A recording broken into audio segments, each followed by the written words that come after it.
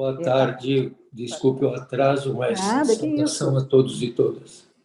Padre Júlio, boa tarde. É uma honra enorme nós recebermos o senhor aqui, à distância, mas é uma honra enorme. Nós sabemos o quanto o senhor é ocupado. O senhor me ouve bem? Sim. Nós sabemos o quanto o senhor é ocupado, então reitero que é uma honra muito grande para mim, né, Ana Paula, que sou diretora de ensino da EMERJ, para a desembargadora Cristina, que não está aqui, né, mas gostaria muito de estar, mas ela está viajando, para a doutora Débora Prats, idealizadora do evento, para Ana Paula Souto, que faz parte da Ação da Cidadania. Eu vou fazer, embora todos conheçam o senhor, né, é uma praxe aqui da escola fazer uma breve apresentação, né? O Padre Júlio, ele é pedagogo, né, e vem dedicando a sua vida às causas sociais. Ele foi um dos fundadores da Pastoral das Crianças e um dos formuladores do Estatuto da Criança e do Adolescente. Ele está à frente da Pastoral do Povo da Rua de São Paulo, que defende a população em situação de rua contra opressores e contra a aporofobia. Durante a pandemia, o padre ampliou essa atuação com foco especial no fornecimento de alimentos e, inclusive, reconheceu, né, ele foi reconhecido pelo Papa Francisco. E, Padre Júlio, eu buscava, né, mais algumas informações para trazer para cá, e eu pensava, puxa, vou receber o Padre Júlio Lancelotti, o que eu vou falar? Porque me sinto tão pequena, né, diante do senhor. E aí me lembrei de um santo, a despeito de não ter religião, me lembrei de um santo, né, que é o São Francisco de Assis, que eu admiro, cuja história de vida eu admiro, que ele fala o seguinte, atribuem a São Francisco de Assis o seguinte, né? Comece fazendo o que é necessário, depois o que é possível, e de repente você estará fazendo o impossível. Então, na minha visão, padre, o senhor faz praticamente o impossível. Tá? Eu passo a palavra, então, ao senhor a partir de agora. Eu agradeço muito a oportunidade, o privilégio de estar com todos e todas vocês e partilhando essa nossa luta contínua, incessante, extremamente desafiadora com a população em situação de rua. Hoje, a população em situação de rua aumenta de maneira evidente, muito clara em todo o Brasil. Todos nós, basta olhar as nossas cidades e vamos ver que é uma população que aumenta. O próprio IPEA já estima que a população em situação de rua passe de 250 mil pessoas em todo o Brasil. Em São Paulo, o censo, e é bom lembrar que o IBGE, que está fazendo agora o censo geral da população brasileira, não faz o censo da população em situação de rua, porque o censo do IBGE, ele é um censo por domicílio. Então, quem não tem domicílio, quem não tem residência, não é recenseado. Isso é um grande desafio, porque as chamadas, entre aspas, políticas públicas, elas são só para quem tem residência, para quem tem domicílio. E toda essa população que está em situação de rua, que é um dos conceitos que se usa, ou que está sem teto ou desalojada, essa população não é levada em conta como sujeito de direitos.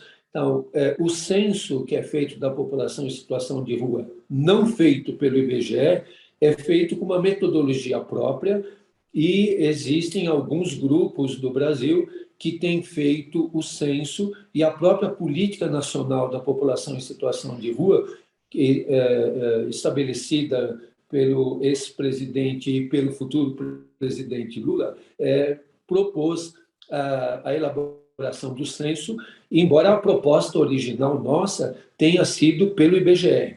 Mas, aqui em São Paulo, por exemplo, foi feito um censo de que levantou que teríamos 35 mil pessoas em situação de rua, aproximadamente 35 mil. Nós sabemos que esse dado é extremamente defasado e a própria Universidade Federal de Minas Gerais, levando em conta o CAD único, levantou que em São Paulo seriam 42 mil pessoas em situação de rua. E nós ainda sabemos que muitas pessoas em situação de rua sequer têm o CAD único. Então, isso é um desafio para nós, que todos tenham o cadastro único, que todos tenham um CAD único, porque é a única maneira de ingressar nos programas sociais.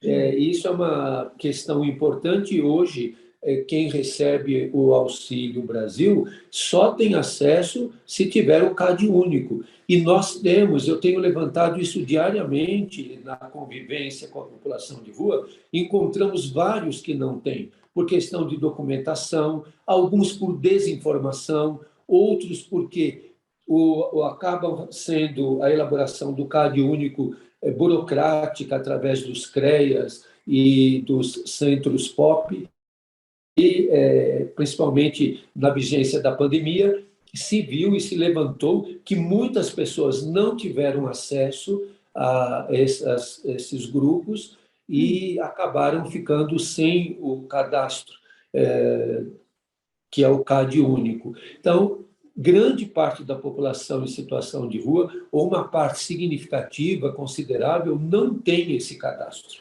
E isso impede que as pessoas tenham acesso. Então, são pessoas que vivem abaixo da miséria, abaixo da linha da miséria absoluta, sem nenhum benefício, sem nenhuma possibilidade. E todas as respostas que o chamado, entre aspas, poder público elabora, são respostas muito institucionalizadas e muito burocráticas.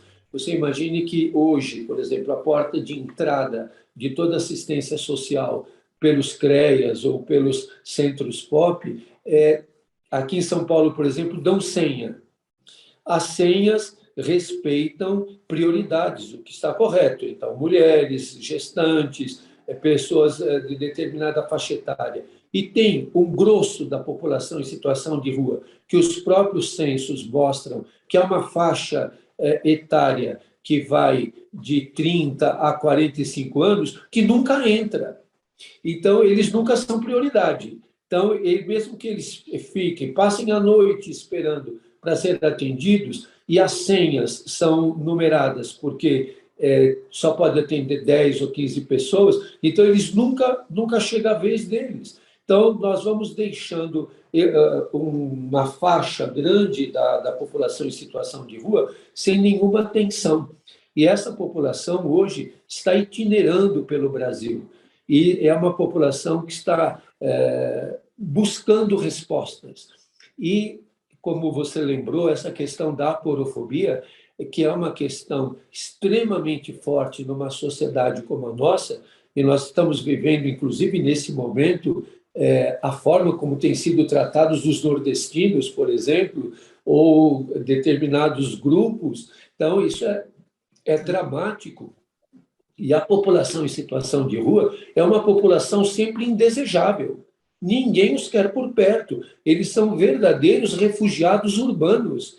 E nós sabemos também que as nossas cidades, como São Paulo, como Belo Horizonte, como Rio de Janeiro, como Porto Alegre, como Recife, como Fortaleza, são cidades hoje extremamente marcadas pelo mercado imobiliário e pela especulação imobiliária, que elegeu como inimigo principal a população em situação de rua. Então, essa população é relegada ao abandono, à fome, à miséria. E nós não podemos esquecer que não é só comer, é beber também. A população em situação de rua não tem acesso à água potável. Não tem. Hoje eu ouvi um irmão de rua que estava bastante deteriorado até, dizendo, quando eu perguntei para ele algum exemplo de aporofobia, ele falou: quando eu peço água e as pessoas rejeitam, e rejeitam de maneira truculenta, rejeitam de maneira violenta, rejeitam porque não querem que as pessoas entrem em nenhum estabelecimento. E até os chamados espaços de convivência, que são mantidos por algumas prefeituras, eles têm um horário de funcionamento e Os que não estão em centros de acolhida, que eu gostaria até depois de falar uma questão sobre os centros de acolhida, eles não têm acesso à água potável. Então, é uma situação de desumanização muito grande. Como garantir água potável? A água é alimento. Nós, muitas vezes, não aceitamos isso ou não assimilamos esse conhecimento. A água é um alimento. E, além do alimento que eles precisam, de qualidade e em quantidade. Eu vejo, por exemplo, em alguns desses centros de acolhida, por exemplo, aqui da Prefeitura de São Paulo, eles recebem de manhã um copo com 180 ml de líquido e um pãozinho, que é absolutamente insuficiente e caloricamente inadequado para uma pessoa que vai ter que andar muito pela cidade. As nossas cidades, elas são de cultura de transporte urbano. Numa cidade como o Rio de Janeiro, numa cidade como São Paulo, como Belo Horizonte, as pessoas não caminham como se estivessem numa cidade do interior, ou como eu caminhava quando estudei no interior do estado. As pessoas usam o transporte urbano, que é também proibitivo para as pessoas em situação de rua, que não conseguem acessar o metropolitano, que não conseguem acessar. Interessante aqui em São Paulo, por exemplo, o metrô de São Paulo agora só funciona com QR Code. Como é que a população de rua vai conseguir usarem o transporte metropolitano, o metrô com QR Code? E depois o papel que sai impresso, o QR Code, se ele tiver algum amasso, se tiver alguma dobradura, ele não passa no sistema. Então, parece que tudo é feito para eliminar, tudo é feito para dificultar, tudo é feito para humilhar, tudo é feito para que a pessoa não tenha acesso àquilo que os outros têm. Quando eu estava falando do centro de acolhida, sempre eu digo de que, desde o primeiro centro de acolhida aqui na cidade de São Paulo, que está entre a década de 20 e de 40, que eram chamados albergues, até os centros de acolhida de hoje, a única novidade que tem é que os de hoje têm tomada para carregador de celular. O resto é tudo a mesma coisa. Hora para entrar, hora para sair, hora para comer, hora para tomar banho, hora para levantar, hora para isso. Então, as pessoas, eu acho que fere uma questão fundamental da vida humana, a autonomia. Nós vemos que todos os chamados programas, políticas públicas, projetos, eles são de tutela e não de autonomia. Assim como a sociedade brasileira, o Estado brasileiro quer tutelar os povos indígenas, assim também quer tutelar a população em situação de rua, quer tutelar as mulheres, quer tutelar a população negra, quer fazer tutela e não levam em conta a autonomia. Eu vejo diariamente a situação das mulheres em situação de rua que não têm acesso a absorventes higiênicos e não tenha tido a lei foi vetada, depois foi derrubado o veto, o presidente não aceitou, depois ele promulgou essa questão. Mas não chega nas pessoas, e chega, muitas vezes, um absorvente para as mulheres que é inadequado, que eu suponho, não tenho nenhuma especialidade nessa área, mas pedi já a vários médicos e ginecologistas que verifiquem. Eu acredito que o fluxo menstrual da mulher em situação de rua tem uma especificidade e tem uma alteração pela própria vida que elas levam, pela própria situação de vida que elas levam. E isso não é feito. Eu acho que esses detalhes que eu tenho colocado sobre as mulheres, às vezes parecem um tanto delicados, mas é o que eu vejo no dia a dia. Até eu lembro de uma secretária, uma mulher secretária da Assistência Social, quando eu falei dos absorventes e falei da necessidade também que as mulheres em situação de rua têm de ter uma calcinha. Elas nunca têm acesso. E quando tem, é usado. Quem é que... Ou os homens têm que usar cuecas usadas. Então, é uma degradação da vida delas. Aí essa secretária falou para mim, mas hoje tem absorventes que não precisam de calcinha. Eu falei, pelo amor de Deus, mas elas têm acesso, elas não estão tendo acesso nem ao absorvente que tem abas, ou elas nos pedem muito absorventes noturnos, porque daí que eu observo a questão de alteração do fluxo menstrual das mulheres em situação de rua. Como também a gente tem que levar em conta as mulheres trans e tem que levar em conta os homens trans. Os homens trans que estão na rua, eles menstruam e eles têm que ter também acesso aos absorventes, porque essa população LGBTQIA+, aumenta muito na rua por causa da rejeição de grupos familiares e rejeição de igrejas e de instituições religiosas que acabam expulsando essas pessoas. Então, a pessoa que está em situação de rua, ela tem um acúmulo de rejeições, um acúmulo de frustrações. São pessoas que muitas têm uma resiliência muito forte. E a convivência é uma convivência que é desafiadora, que é uma convivência também conflitiva e uma convivência que, para ser humanizada, ela tem que ser também de enfrentamentos. Todos os dias, no nosso café da manhã, passam 500, 600 pessoas. Nós temos produzido pão para alimentá-los. Estamos agora em tratativas para um projeto em conjunto de um livro que foi lançado ontem pelo Camilo Vanucci sobre a questão da fome e que traz também, do outro lado do livro, são 2 livros em um, e que traz também as propostas de uma produção ecológica, de um respeito a toda a questão ecológica. E, nesse sentido, nós temos feito várias propostas e construído com eles e favorecido que eles tenham frutas.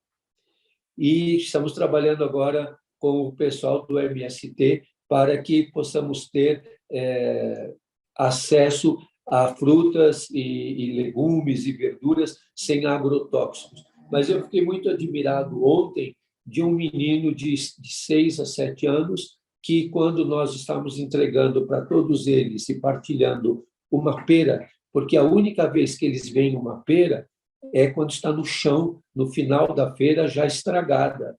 Eles não têm acesso a muitas coisas. E esse menino me admirou muito, porque ele olhou admirado e falou, o que é isso? E aí os adultos em situação de rua falaram, isso é pera, isso chama pera. Ele não comeu, ele não sabia o que era. Quer dizer, ele não tem nem a memória do gosto, porque a situação de pobreza, de miséria, faz com que a alimentação deles seja a alimentação que está num cardápio que o poder público faz e eles têm que se alimentar daquilo. Eles não têm escolhas para alimentação, eles não conhecem. Eu tenho feito muito essa experiência deles sentirem diferentes sabores, de perceberem diferentes coisas, de terem o prazer da alimentação, porque a alimentação também tem que dar alegria, tem de dar prazer. Às vezes me causa muito impacto vê-los comer com tristeza, ver que eles comem tristes, ou quando dá o pão, eles comem com tanta rapidez que parece que vai comer a mão junto. Então, são todos esses desafios que têm que nos mobilizar para que nós possamos humanizar a vida. E a humanização da vida para todas as pessoas, e toda a vida e a vida toda, e que em todas as situações eles possam ter indicadores muito claros de uma vida humanizada. Eu tenho levantado muito a questão da água potável. Acho que é fundamental garantir e encontrar formas, caminhos de que as pessoas em situação de rua e os catadores de material reciclável tenham depósitos, tenham pontos de acesso à água potável e que eles não sejam privados de um elemento fundamental para a vida. Sem água não há vida. E junto com a água, que é fundamental, porque ninguém vive sem água, você pode ficar até algumas horas sem comer, mas você não consegue sobreviver sem água. Então, a garantia à água potável. E é terrível que nós estamos vivendo uma realidade que a gente está tendo que lutar para que tenha água, para que a água potável seja acessível a todas as pessoas, que as mulheres gestantes que estão na rua sejam atendidas com dignidade, que as mulheres todas tenham segurança menstrual, tenham toda essa sua vida especificamente feminina respeitada, as mulheres trans, os homens trans, o respeito à diversidade e garantirmos, isso é uma questão fundamental e nós temos colocado com muita veemência para a administração federal que vai assumir, que não será humano se nós não tivermos a curto prazo a superação da fome no nosso país. É inaceitável que tenhamos 33 milhões de pessoas na linha da miséria e da fome e mais de 60 milhões no que o Estado chama e os governos chamam de insegurança alimentar. Isso é uma prova de desumanização e que vai exigir uma nova forma de convivência humana na economia, no planejamento, na assistência social e na questão vital, que todas as pessoas tenham acesso à alimentação para terem uma vida digna, humana e darem passos, porque sem o alimento que é a água também, as pessoas não têm como ter sentido de vida e caminhar na busca de autonomia e de uma vida dignificada na convivência humana. Padre Júlio, sua presença aqui é fundamental, não só pelo trabalho que o senhor desempenha, não só por o senhor estar aqui, pelo que o senhor representa, mas também por trazer detalhes importantíssimos aqui para a plateia e para as pessoas que estão nos vendo de casa. Né? Por exemplo, essa situação que o senhor colocou da fruta é algo distópico. Né? Nós vivemos em tempos de obscurantismo, tempos nebulosos de desumanização. E, prestando atenção no que o senhor falou, né, ao Estado, né, que cabia fazer essa inclusão, do contrário, né, o Estado exclui, e não basta excluir, é necessário humilhar também, porque o que acontece é uma grande humilhação. Né? Eu passo a palavra à doutora Débora, se ela quiser fazer alguma consideração. Padre Júlio, olha, eu sou sua fã de carteirinha, acho que o Brasil inteiro, né? Todo mundo, o planeta. E eu me lembro muito do senhor, claro que simbolicamente, quando alguns estados como Minas Gerais, São Paulo e Rio de Janeiro colocaram objetos pontiagudos debaixo de pontes e de locais onde as pessoas em situação de rua, de fome, podiam se abrigar em situações de chuva, de vento, de frio, e o senhor lá, as pessoas filmando o senhor e me descrevendo, porque eu sou uma pessoa cega e eu vejo com os ouvidos, e eu via quando as pessoas me descreviam o senhor ali, que eu acho que com um martelinho, alguma coisa, simbolicamente retirando aquelas coisas. Então, é aquilo, né, que o senhor está dizendo, é muito difícil a gente lidar com uma sociedade perversa, né, uma sociedade que não percebe que as pessoas precisam de água para viver e que não tem um recanto para se esconder, se abrigar do frio, porque colocam-se objetos pontiagudos, né? Então, o senhor, para mim, é assim um exemplo de perseverança e que nós devemos seguir. Obrigada por ter participado aqui com a gente. Eu que agradeço de ouvir suas palavras e eu sou um ancião branco, calvo Estou de óculos, com um jaleco clarinho, com a minha cruz que eu carrego sempre do peito, e sou já um ancião, já com 74 anos. E isso que você diz é muito importante. Eu só gostaria de passar até uma informação para todos e todas. Nós estamos com vários projetos de lei que vetam as intervenções hostis na arquitetura a nível federal, está na Câmara Federal, é uma proposta que surgiu do Senado, do senador Fabiano Contarato, foi para a Câmara Federal. Na Câmara Federal passou por todas as comissões, na Comissão de Constituição e Justiça, o relator foi o deputado Orlando Dias, por fim foi aprovado, está esperando para ir a plenário, e a gente espera que esse projeto que vete as intervenções hostis seja aprovado e sancionado pelo futuro presidente da República. Assim, também, o senador Randolph apresentou um projeto que aumenta a visão e de todo tipo de aporofobia e de discriminação por causa de aporofobia. O que me espanta é de que, em algumas assembleias legislativas, há o projeto. Em São Paulo, foi apresentado pelo deputado estadual Paulo Fiorilo, já foi aprovado por todas as comissões, está esperando para ir a plenário. E o que me causa espanto é que várias câmaras municipais pelo Brasil, pelo menos que eu tenha notícia, mais de 10 foram apresentados esses projetos, e as câmaras vetam, não aprovam, e, quando aprovam, os prefeitos vetam.